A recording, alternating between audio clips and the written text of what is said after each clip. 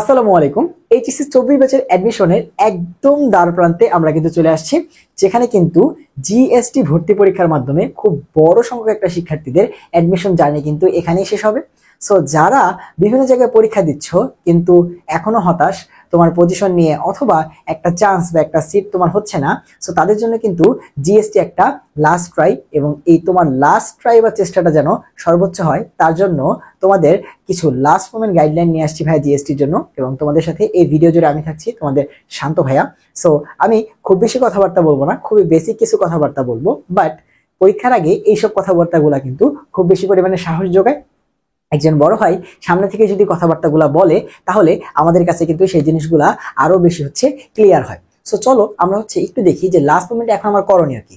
So প্রথমে আসো যে ভাইয়া, এখন যেহেতু আমার আর মাত্র কয়েকদিন সময় আছে, এক সপ্তাহের মতো, সো এখন আমি কি সবকিছু পড়বো না কিভাবে কি করবো, এরকম একটা কোশ্চেন থাকে, বা আমি কি পড়বো। সো এখন দেখো, তুমি কিছুই পড়বা না, তুমি কি পড়বা, তুমি ওভারঅল রিভিশনের দিকে ঝুঁকবা। কারণ তুমি দেখো, তুমি কিন্তু শুধুমাত্র জিএসটি পরীক্ষার জন্য পড়তেছো এমন না, অনেকে আসো বা সংখ্যাটা কম, তুমি কিন্তু অলরেডি আরো কয়েকটা এক্সাম ধাপ অলরেডি পার করে আসছো। দ্যাট মিনস তুমি জানো যে রিভিশনের গুরুত্বটা কতটুকু, এবং তোমার অলরেডি সবকিছুই একটু না একটু হলে পড়া আছে। তুমি যে 4টা সাবজেক্টে পরীক্ষা দিতে যাচ্ছ জিএসটিতে আজকে থেকে এক সপ্তাহ পর, তোমার কিন্তু এগুলো সব সম্বন্ধে একটু হইলেও আইডিয়া আছে, বা সব টাইপ গুলো তুমি একটু হইলেও পড়ছো।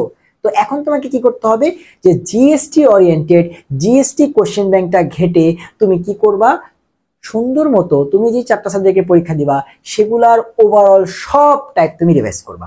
তাই ওভারঅল রিভিশনটাই তোমাকে এখন সব থেকে বেশি প্রায়োরিটি দিয়ে করতে হবে। এবং সেক্ষেত্রে তোমার ম্যাটেরিয়াল হিসেবে থাকবে দুইটা জিনিস।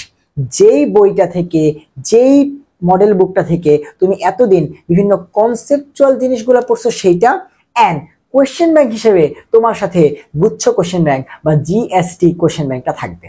অ্যান্ড যারা ভার্সিটি ক কোশ্চেন ব্যাংকটা পড়ছো সেটা থাকবে। তোমার কাছে দুইটা কোশ্চেন থাকবে, একটা ভার্সিটি ক কোশ্চেন ব্যাংক, একটা GST question bank. And materials হিসেবে তুমি এতদিন যা পড়ছো সেটা তোমার কাছে থাকবে, এবং সেখান থেকে তুমি বেছে বেছে যেই 4টা সাবজেক্টে পরীক্ষা দিবা সেই 4টা সাবজেক্টের প্রত্যেকটা টাইপ তুমি রিভাইজ দিবা। এবং সেখানে কিছু জিনিস আছে যেটা তুমি আবছা আবছা মনে আছে, কিছু জিনিস খুব ভালো মতো মনে আছে। সো এই দুটা ক্যাটাগরিতে তুমি যখন জিনিসগুলোকে অলরেডি এতদিনে ভাগ করে ফেলছো, তখন তোমার একটা টপিক পড়ার ক্ষেত্রে টাইমটাও কিন্তু লিমিটেশন করে দিতে হবে। কারণ 7 দিনের মধ্যে লাস্ট একদিনে কিন্তু তুমি সব পরিমাণে পড়া রাখতে পারবা না। সো এই 6 দিনের মধ্যে তোমাকে 4টা সাবজেক্ট রিভিশন কমপ্লিট করতে হবে, যার মধ্যে তোমরা জানো ম্যাথ ফিজিক্সে কিন্তু টাইম আমাদের বেশি লাগে। সো এই ম্যাথ আর ফিজিক্সে তোমাকে টাইম বেশি দিতে হবে, এবং তার মধ্যেও তুমি যদি প্রত্যেকটা সাবজেক্ট চিন্তা করো তাহলে তার মধ্যে এমন কিছু টপিক আছে যেখানে টাইম তোমার বেশি লাগবে, এমন কিছু টপিক আছে যেখানে তোমার টাইম কম লাগবে। তো সেইটা হিসাব করে যেই টপিকগুলো ভালো মতো পারো সেখানে একটু দ্রুত সময়ে ভালো মতো রিভিশনটা কমপ্লিট করবা। যেগুলোতে একটু আবছা আবছা পারো বা একটু কম পারো, ভুলে যাইতেছো, সেগুলো একটু বেশি করে রিভাইজ দিবা। আর আরেকটা জিনিস, ফর্মুলা রিভিশন যে জিনিসটা, সেটা অবশ্যই অবশ্যই এক্সামের আগের দিন, ঠিক আছে, এক্সামের আগের দিন তুমি কিন্তু ফর্মুলাগুলো রিভিশন দিয়ে যাবা। কারণ আমরা জানি যে ফিজিক্স আর ম্যাথে প্রচুর পরিমাণে ফর্মুলা আছে।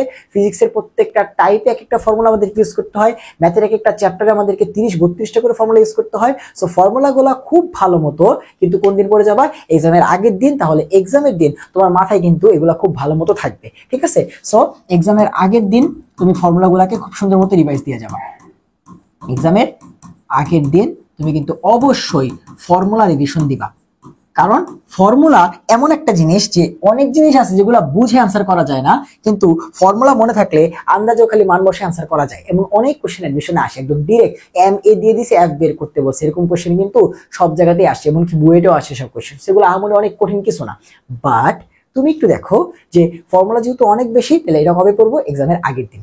এবার আসো যে এক্সাম হলে আমরা যে জিনিসটা নিয়ে কথাবার্তা বলবো, যে এক্সাম হলে এই যে এতদিন ধরে তুমি যে পরীক্ষা দিছো, তুমি দেখছো যে এক্সাম দিয়ে আসার পর তুমি প্রথম আফসোসটা করছো যে হাই হাই, এই পারা জিনিসটা আমি কেন পারলাম না, আমি এত সহজ জিনিসটা কেন পারলাম না। পরশুদিন পড়ে গেছি, ভাইয়ার ক্লাসে পড়ে গেছি, কোশ্চেন ব্যাংক সলভ করছি, এক্সামে কারেক্ট করছি, কিন্তু আজকে কেন এক্সাম হলে জিনিসটা পারলাম না। সো এই আফসোসটা যেন না থাকে। তো সেকেন্ড, অবশ্যই অবশ্যই তোমাকে মনে রাখতে হবে, যেহেতু তুমি অলরেডি এক্সপেরিয়েন্সড, এবং ভাইয়া পরীক্ষা দিয়েছিলাম আজকে থেকে আরো 3টা বছর আগে, তুমি এই বছর এতগুলো এক্সাম দিছো, তুমি কিন্তু জানো যে তোমার পারা জিনিস ভুল হওয়ার কারণে তোমার চান্স মিস হচ্ছে, তোমার পজিশন ভালো আসতেছে না, তোমার একটা সিট মিস যাচ্ছে। সো এটা অবশ্যই মনে রাখবা যে পারা জিনিস ভুল করা যাবে না, পারা জিনিস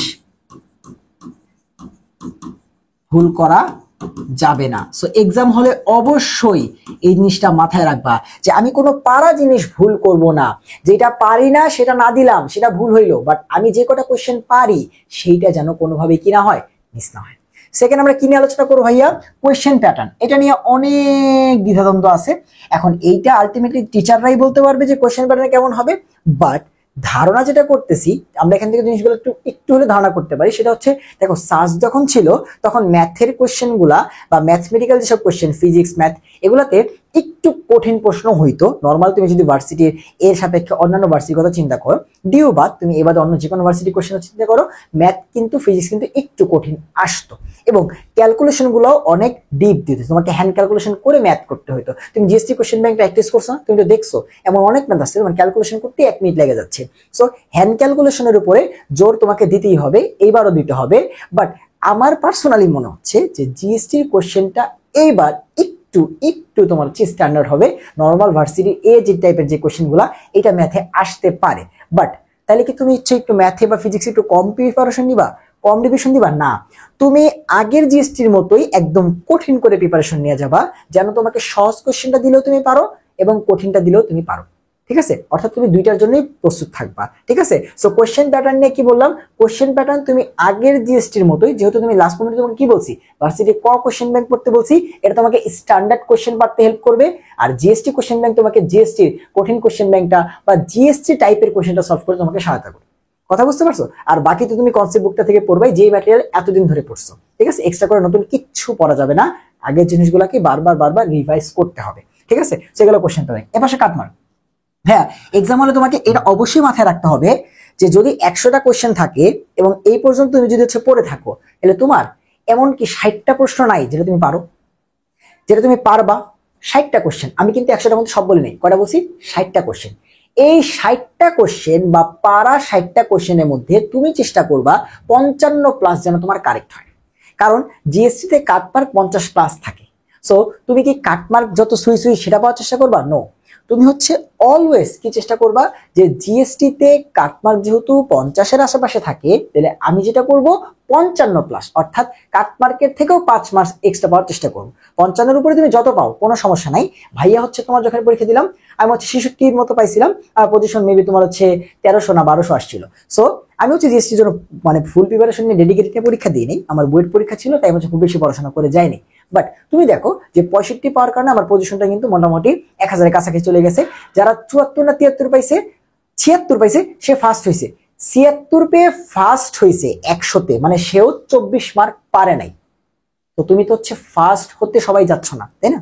আগে তোমার চান্সটা সিকিউর করতে হবে, এরপর তুমি ফার্স্ট হও, তুমি টপ করো, কোনো সমস্যা নাই। তাহলে কাট মার্কের ক্ষেত্রে অবশ্যই তুমি মনে রাখবা যে তুমি আগে 55+ কারেক্ট করবা, এরপর বাকি যা মন চাই হোক, কাট মার্ক যা মন চাই হোক। তুমি জানো যে 55+ কারেক্ট করতে পারছি মানে আমার চান্স হবে। এখন 100টার মধ্যে 55+ কারেক্ট করার মানে 45টা কোশ্চেন তুমি ছাড়তে পারবা। এই কথাটা মানে তো বোঝো, এই কথাটা মানে তো বোঝো। তুমি যাদের অ্যাডমিশন পরীক্ষা দিছো, এক্সাম হলে এইসব ক্যালকুলেশন করে যাবা, বাসা থেকে এসব ক্যালকুলেশন করে যাবা, এবং এইসবের জন্য ভিডিওটা দিচ্ছি যেন এইসব চিন্তা ভাবনা তোমরা করো যে 55+ কারেক্ট করতে হলে 45টা কোশ্চেন তুমি ছাড়তে পারবা। সো কোশ্চেন ছাড়াটাও কিন্তু একটা ট্যাকটিক্স, যে কোশ্চেন ছাড়তে হবে, কোন কোশ্চেন দিতে হবে এটা বুঝতে হবে। সো যেসব কোশ্চেন একদম পারা মুখের ঠোঁটের আগায় চলে আসছে যে এই যে কোশ্চেনটা পারি, এটার অ্যান্সার বি, সো এই পারা কোশ্চেন কোনোভাবে ভুল করা যাবে না।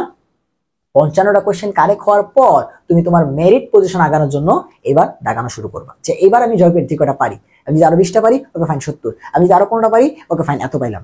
বাট আগে চান্সটা শিওর করো, সিটটা শিওর করো, তারপর তুমি হচ্ছে যত পারো, কোনো সমস্যা নেই। ঠিক আছে, এগুলো কাটমার্কের কথা। Last but not the least, সেটা কি ভাই? প্রেয়ার। তুমি যেহেতু এতদিন ধরে অ্যাডমিশন পরীক্ষা দিছো, তুমি জানো যে তোমার প্রিপারেশন হয়তো অনেক ভালো ছিল বাট তুমি চান্স পাও নাই, বা একজনের প্রিপারেশন একটু মিডিয়াম ছিল, তোমার থেকে খারাপ ছিল, সে চান্স পেয়ে গেছে। দেখছো না? দেখছো তো কেন হয়েছে? কারণ আল্লাহ তাআলা চাইছে যে সে ওই জায়গায় যাক, তাই তো? সৃষ্টিকর্তা চাইছে সে ওখানে যাক। সেই পিছনে কিন্তু অবশ্যই কারো না কারো দোয়া কাজ করছে। সো অবশ্যই কি করতে হবে, তোমাকে নিয়মিত তুমি যেই ধর্মেরই হও, তোমাকে হচ্ছে সৃষ্টিকর্তার কাছে চাইতে হবে যে আমাকে আল্লাহ তাআলা এটা মিলাই দেন, আমাকে ওই একটা সিট পাওয়াই দেন, আমাকে ওই জায়গাতে চান্স পাওয়াই দেন।